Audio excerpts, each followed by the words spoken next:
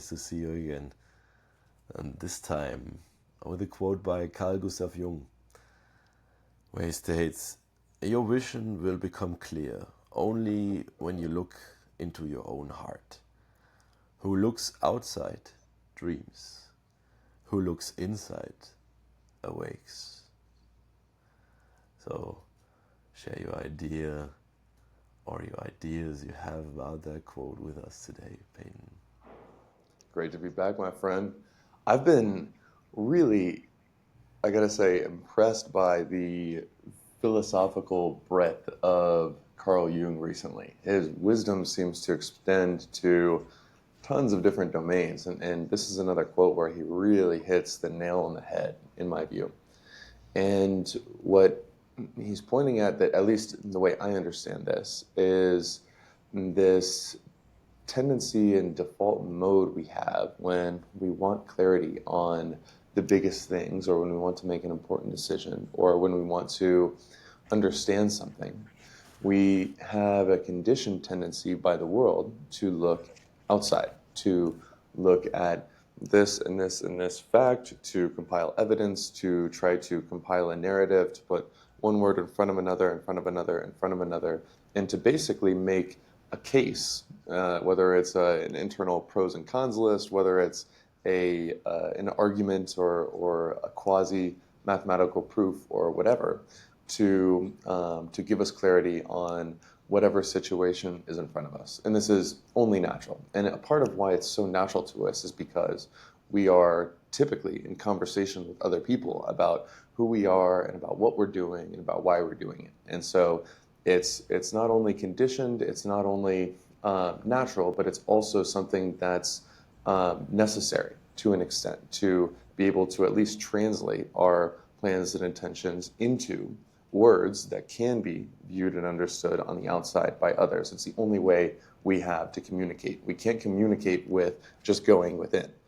However, at the same time, what I missed for a lot of my life, and what I still overlook by default, I would say, a lot of the time, is that trying to look outside at these facts and compile these things and to put things in a linear order and to try to stack up the evidence and create a mathematical proof or whatever, it sounds like it's a good way to do something, to make a big decision or whatever. But in fact, it's always insufficient when it comes to the greater context and the full complexity of the real world, especially if it's something that is big or important to us. And what we find is that the real world is not linear. In fact, we're taking in tons of sensory input at all times, within and without, and we are compiling words, just one in front of the other in front of the other, that can never actually capture the full context of what's going on.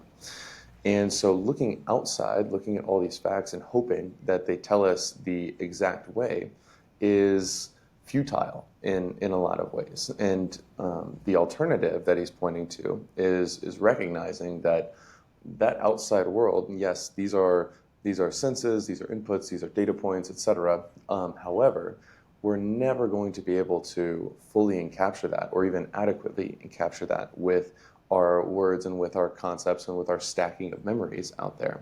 And the way that what that leads to is confusion. What that leads to is what he calls dreaming. And when I hear the word dreaming here, I really think of daydreaming, this way that we are sitting here, however, we're not completely in our senses, we're not in our awareness, we are in thought. And these sort of mental stimuli are sort of superimposing over our actual senses, over our awareness. And this is very normal, this is our default state, etc. But we can see from our own experience that this is something that leads to confusion, and we never get to the bottom of it. This is our brain thinking and trying to put things together and get to the bottom of it is a dog chewing on a bone. And it's just always going to keep gnawing on it, gnawing on it, gnawing on it. It's not going to reach this satisfactory conclusion that our thinking mind seems to imply lies at the end of this road. And the alternative of he who looks inside awakes is pointing to, in my view, finding the clarity that can only come from our intuition, that can only come from our full body's wisdom. and the accumulation of the intuitive knowledge that we've gained through the full experience of our lives. And there's a way that we need to recognize, I believe, the wisdom of this voice within, the wisdom of this source that has to come from experience and actually seeing how it does. How does it do? How do my decisions go when I'm trying to think and make a proof? How do my decisions go when I follow my intuition and look within and awake? And this clarity that we can find when we look within and we ask within and we listen to our body, we listen to consciousness, we listen to the light within, it's not going to prove its point to us. It's not going to give us the proof that our ego tends to crave about figuring out the whole future and making sure that we've thought through everything. However, if we learn to listen to it and cultivate it and trust it, it can speak absolutely clearly. It won't show its work, but it will tell us the answer. And the answer that it tells us without showing its work is a far more deeply reaching and far more wise answer than we are ever able to compile by trying to stack words and concepts and external objects together and make a proof within our limited primate brains about all the stuff that's going on. How do you think about looking within in this practice of awaking, as he says, versus dreaming? Well, you brought up a lot of great content, which refers to the clarity you gain from intuition.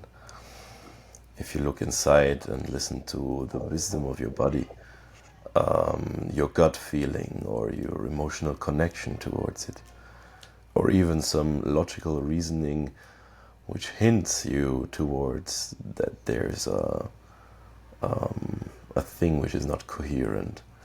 So if you feel that, you look inside and you feel that because you take in all of your senses, you compile that maybe into a logical reasoning brain, but that does not encapsulate the whole story. It's only your story. It's only one linear confabulation of what you think about it.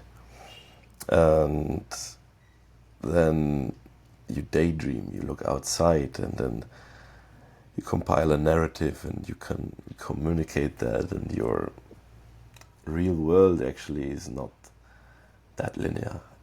Many things in parallel happen, and you have to really try to compile that. And what I think about that is also when you look outside, you look at others, you look at what do others do, and then you maybe in a group of 5 chimps, like with the 5 chimp theory, 5 friends, and there's this saying, tell me who your 5 people are, who you are surrounded with most, and I'll tell you who you are and who you will become. Because what others that are surrounding you do, that will color what you do and how you think, and that will shape your habits as well. So it's actually one of the most effective things I hear many people say is, if you really want to become someone, then surround yourself with people who are doing that already. And especially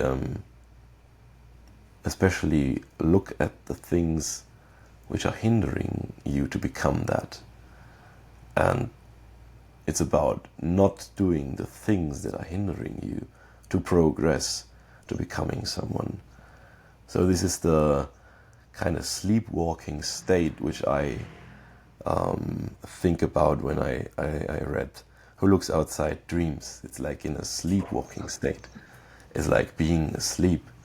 It's like being in a dream, not conscious of what you do, because the environment and the people surrounding you shape what you do, shape your habits.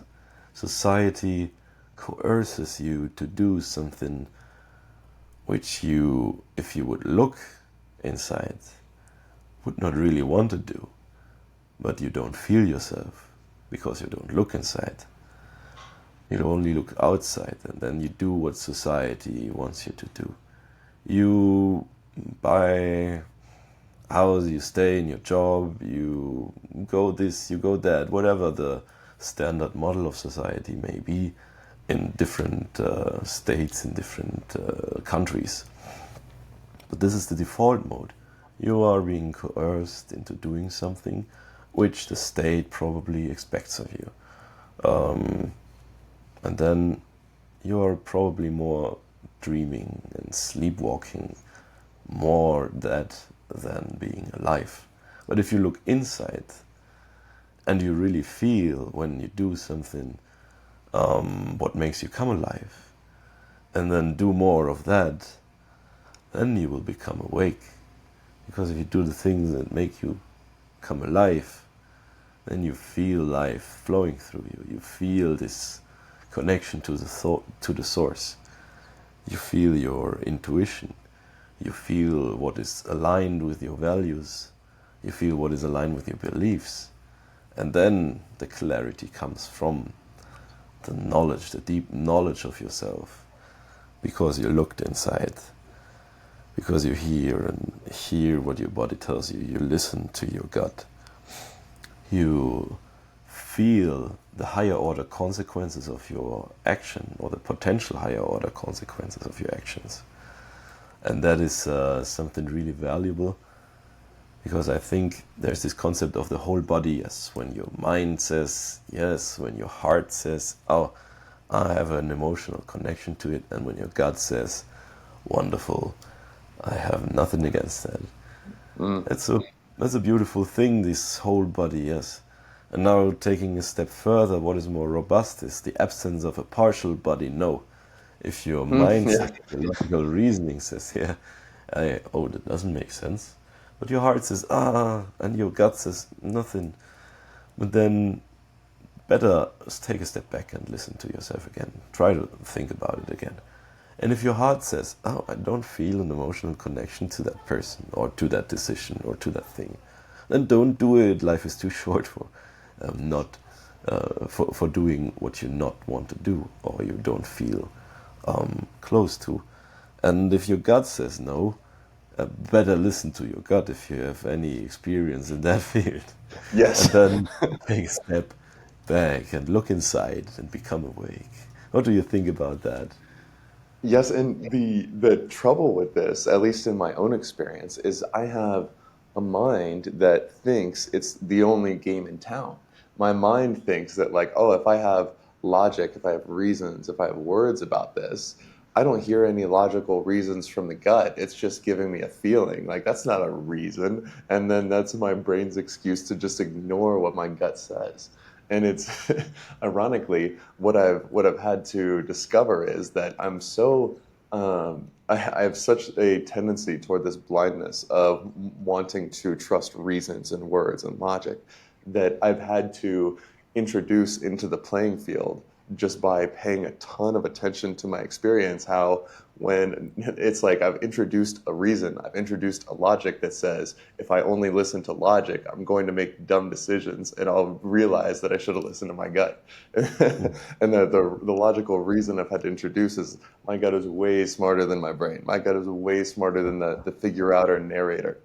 And what I think a lot of this comes back to, and it's a truth that is just because it has to do with our true nature and who we really are.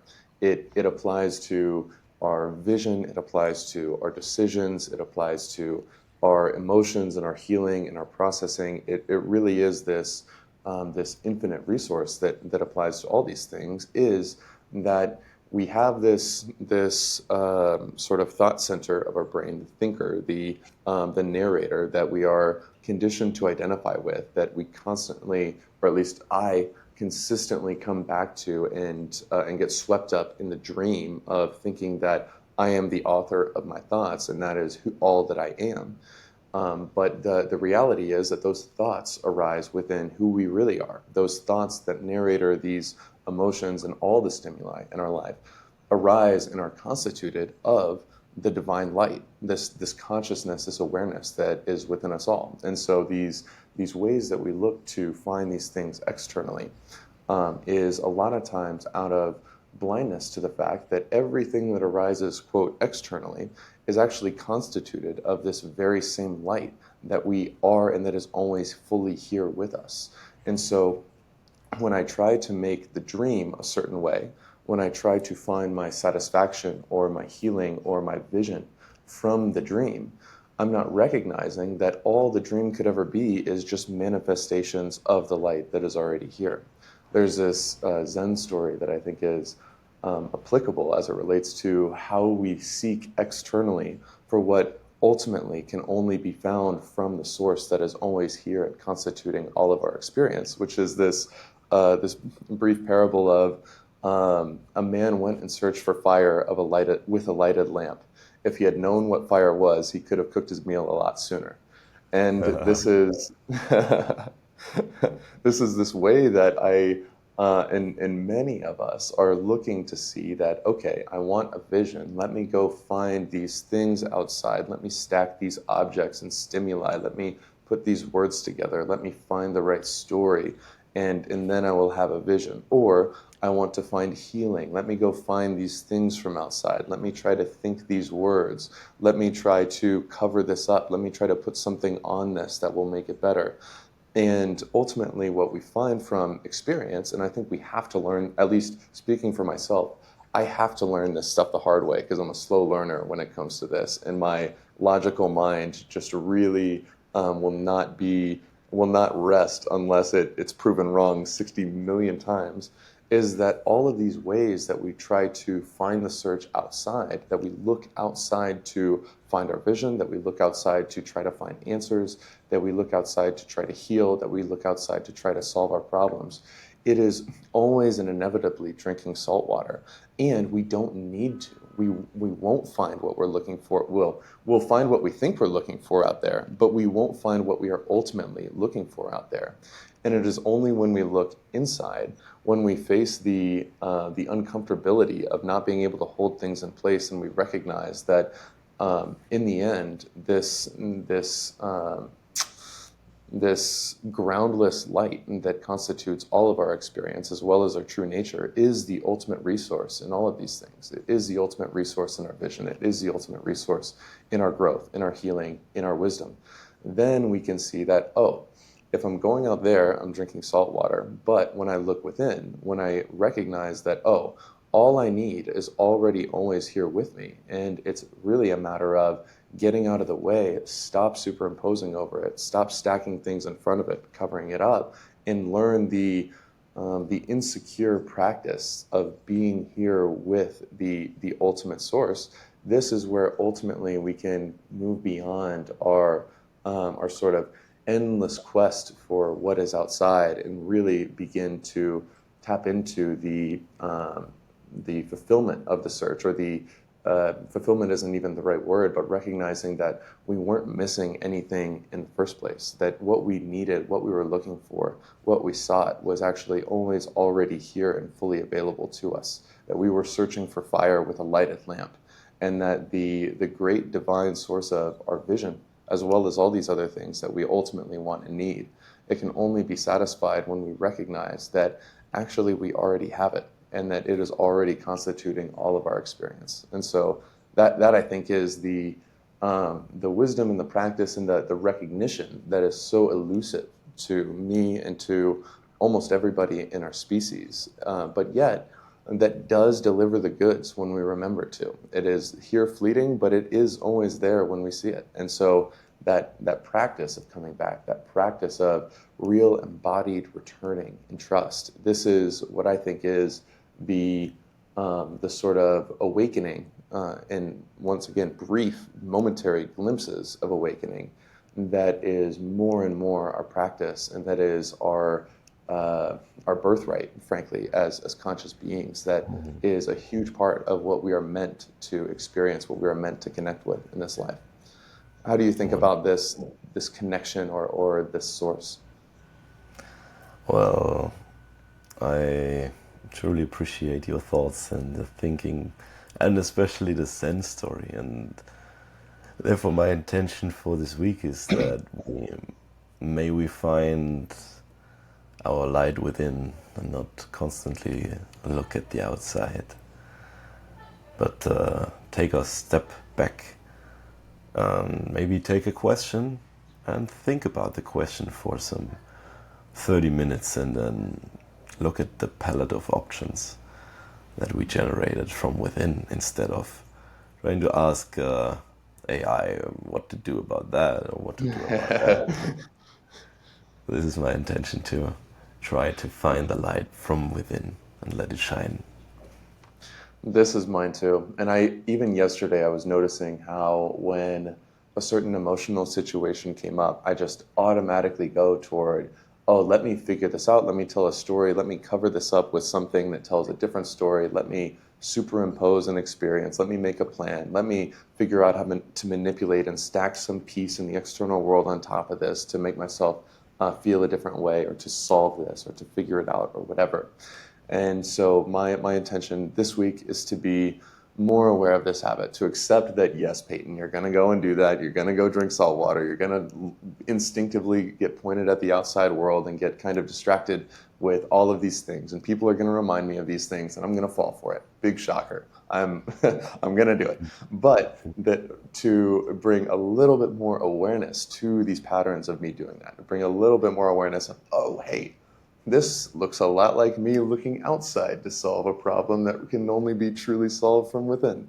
And then when I recognize that, at least let's spend 3 seconds on actually practicing a bit of wisdom and finding and reconnecting with the source of vision, the source of light, the source of real solution or healing, or whatever the situation calls for. And yes, I'm going to make this mistake, but at least let's also do the do the thing that actually works too for a little bit.